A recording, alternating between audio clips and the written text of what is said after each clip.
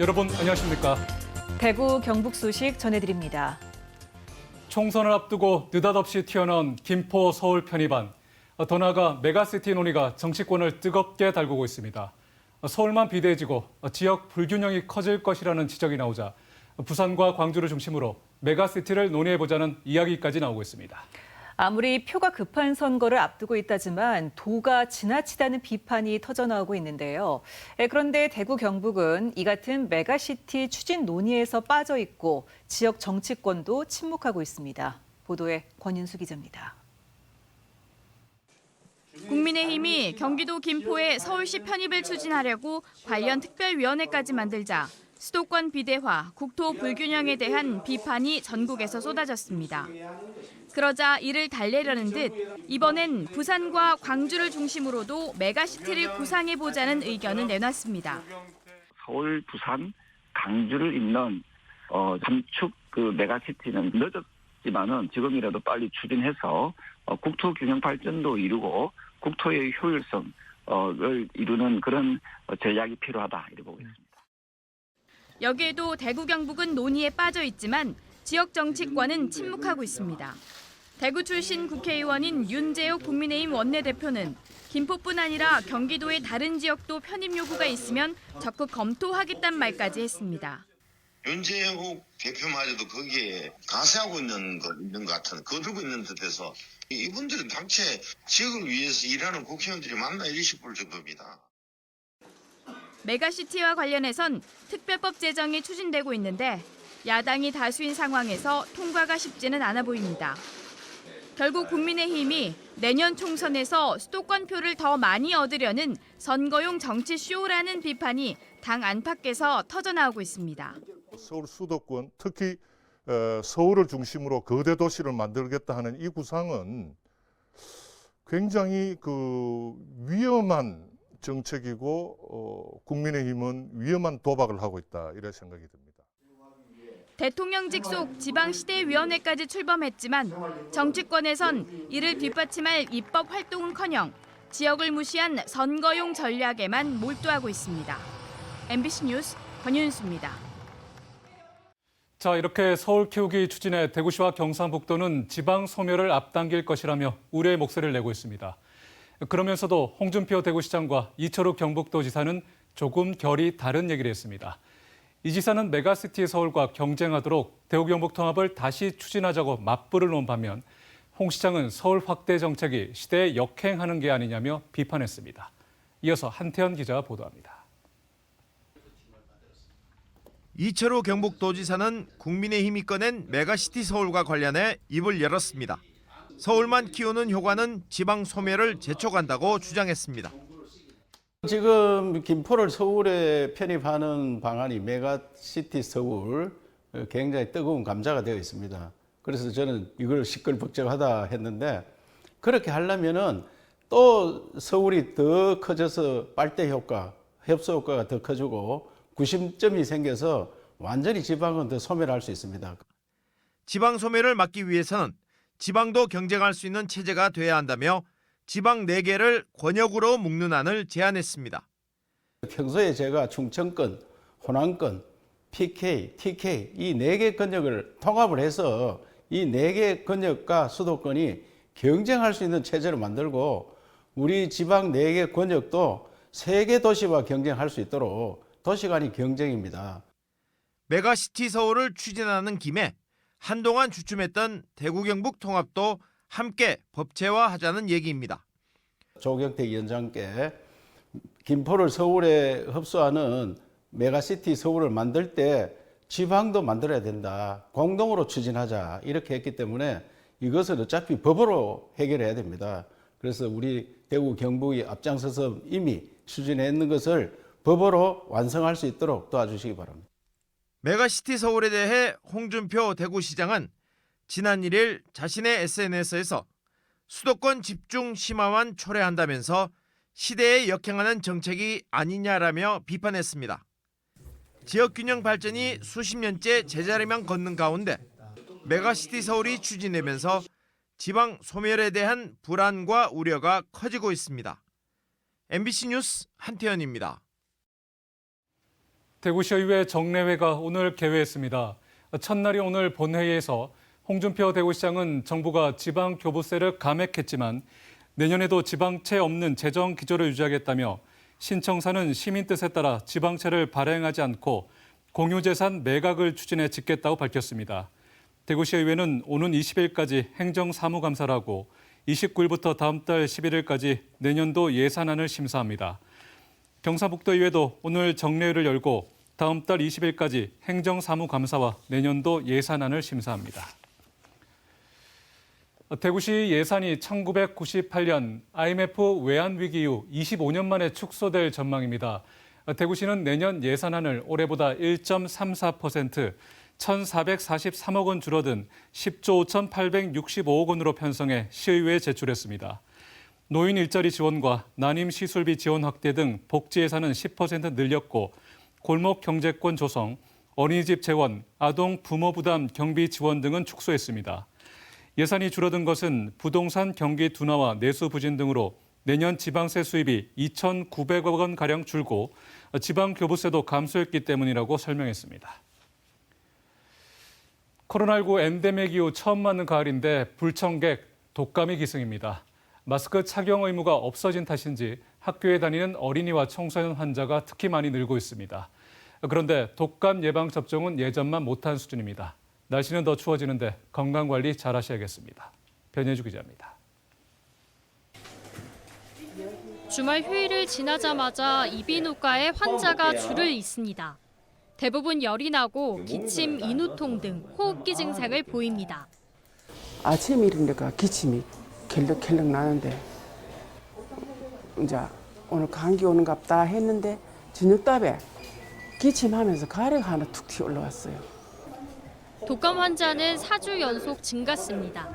10월 넷째 주에는 외래 환자 1000명당 32.6명까지 치솟았습니다.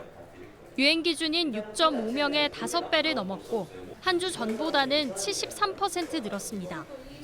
특히 학교에서 또래들과 지내는 어린이, 청소년 환자가 부쩍 많아졌습니다.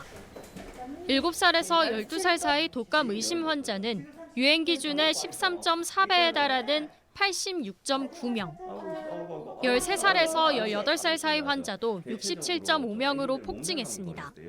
토요일 날 이제 낮에 애기 친구들이랑 좀 놀리고 집에 오니까 그날 밤부터 이제 기침이 좀 많이 심해져서 잠도 설치고 또 밤에 잠깐씩 열도 나더라고요.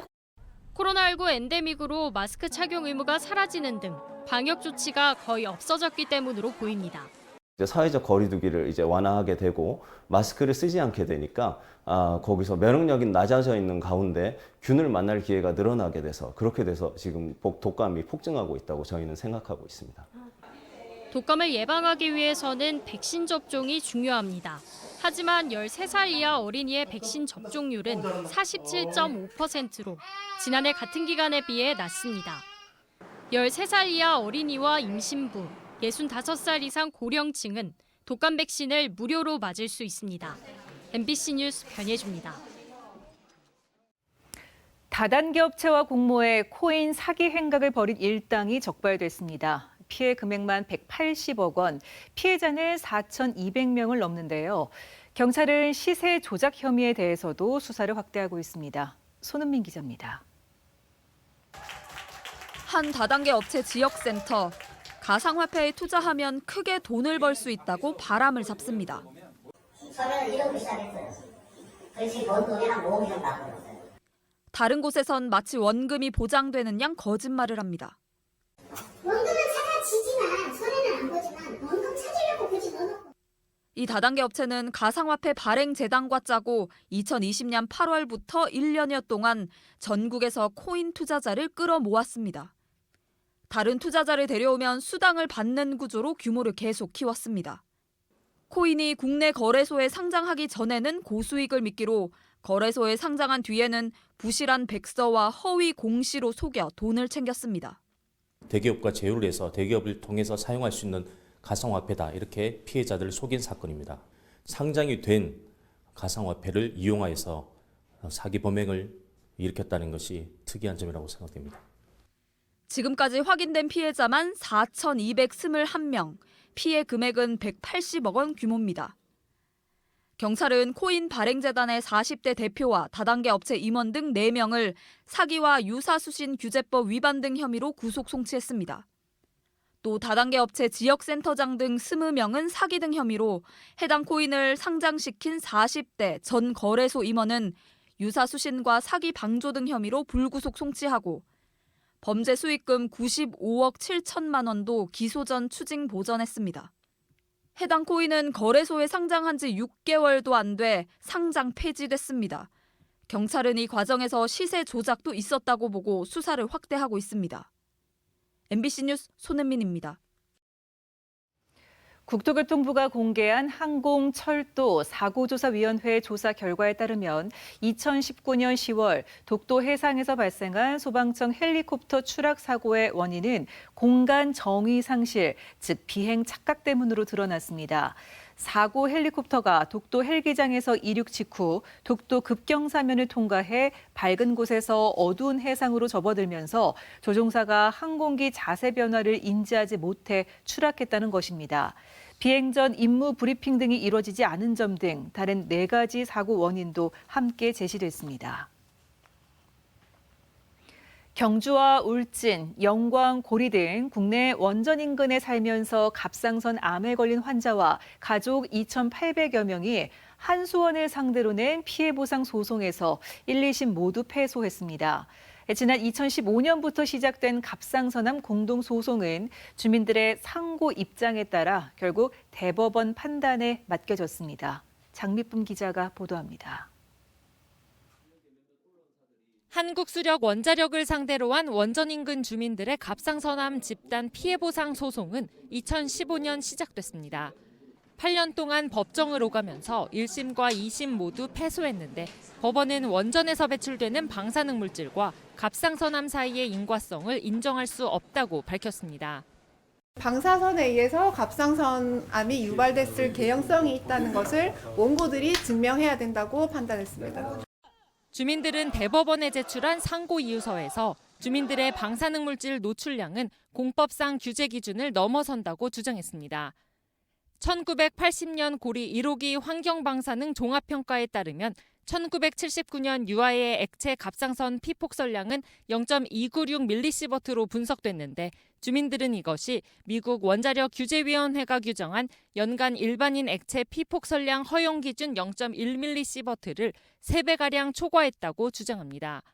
또 같은 자료에 따르면 1978년 1월에 측정된 요오드 131의 수중 농도 측정치는 당시 원자력법 방사선 수량 규정이 정하고 있는 허용 수중 농도를 100배 초과했다고 주장합니다.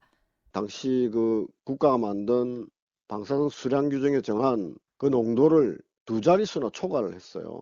명백히 이게 위법인데 70데시벨 넘는 소음이 나오면 손해배상 책임이 인정되는 이치처럼 이렇게 국가가 정한 허용 농도를 위반했기 때문에 또한 1990년대 공식적인 피폭 설량 수치가 서로 불일치하는 등 수십 년간 원전 운영이 모두 투명하게 이루어진 것은 아니라고 지적했습니다. 집단 소송에 나선 주민들은 평균적으로 원전에서 7.4km 거리에서 19년 넘게 거주하며 피해를 입어왔다고 밝혔습니다. 국민으로서 인정을 못 받고 있잖아. 이렇게 피해를 보고 있으면서도 재산상이나 건강상이나 모든 피해를 보고 있으면서도 이거 누구 하나 책임질 사람도 없고 이해해 줄 사람도 없고 도와주는 사람도 없고. 앞서 고등법원은 주민들이 주장하는 법적 기준은 인정할 수 없다며 원전 인근 주민들의 피폭 설량은 일반인에 대한 설량 한도인 연간 1mS나 자연 방사선 피폭 설량 연간 2.4mS보다 훨씬 낮다는 점 등을 들어 손해배상 요구를 받아들이지 않았습니다. MBC 뉴스 장미쁨입니다.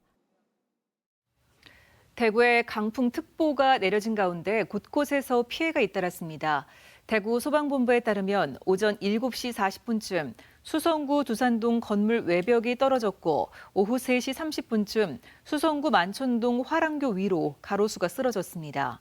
또 간판이 기울거나 바람에 떨어진 현수막과 텐트가 전깃줄에 걸리는 등 18건의 강풍 피해가 119에 접수됐습니다. 경북에서는 경산에서 상가 건물 천막이 날려가는 등 10건의 신고가 있었습니다. 어제 오후 2시쯤 경북 성주군 대가면의 한 주택가에서 60대 남성이 목줄이 풀린 이웃집 개에 손이 물리는 사고가 났습니다. 남성은 손가락 반마디가 잘려 병원으로 옮겨져 치료받고 있습니다. 경찰은 정확한 사고 경위를 조사 중입니다. 경북 칠곡경찰서는 경찰관에게 둔기를 휘두른 50대 남성을 특수 공무집행 방해 치상 혐의로 체포했습니다. 어제 오후 5시 50분쯤 칠곡군 지천면 길거리에서 동생과 싸우다 신고를 받고 출동한 경찰관에게 가지고 있던 둔기를 휘두른 혐의입니다. 경찰은 둔기를 내려놓으라는 경고에도 욕설을 하고 둔기를 휘두르자 공포탄과 실탄 한 발을 공중에 쏘고 테이저건을 발사해 제압했습니다. 이 남성은 당시 음주 상태였던 것으로 알려졌습니다. 대구 경북 신공항 화물터미널을 군위와 의성 두 곳에 설치하는 안이 검토되자 군위 쪽에서 반발이 나오고 있습니다. 군위군 이장연합회는 성명서를 내고 화물터미널 복수 설치 검토에 경악한다며 군위군을 벗어난 화물터미널 배치는 불가하다고 주장했습니다. 공동 합의문에 민간공항터미널, 공항 진입로, 군 영해관사는 군위군에 배치한다고 적시돼 있고 화물터미널은 민간공항시설인 만큼 군위군에 배치해야 한다며 공동 합의문 원안과 국토부 용역 결과대로 사업을 추진할 것을 촉구했습니다. 김장철을 앞두고 배추는 지난해보다 가격이 올랐지만 무 등 나머지 품목은 내린 것으로 나타났습니다. 한국농수산식품공사 농산물 유통정보에 따르면 지난 3일 기준 대구 지역 가을 배추 중도매인 판매 가격은 9,660원으로 1년 전 7,500원보다 28.8% 올랐습니다. 반면 중도매인 판매 가격을 기준으로 깐 마늘은 16.1%, 가을 무는 46.9%, 건고추도 2.3% 내렸습니다. 정부는 김장 재료 수급 불안에 따른 가격 상승을 막기 위해 출하량을 조절하고 있습니다. 한편 올해 4인 가족 기준 김장 규모는 19.9포기로 작년보다 2포기가량 줄어 김장 재료 수요는 감소할 것으로 전망됐습니다. 대구 서부경찰서는 교회에 불을 낸 80대 신도를 현행범으로 체포했습니다. 이 남성은 어제 오전 11시 반쯤 대구 서구 비산동의 한 교회에서 생수병에 담긴 휘발유를 복도에 있던 투표함에 뿌리고 불을 붙인 혐의를 받고 있습니다. 불은 주변에 있던 신도들이 소화기로 자체 진화했습니다.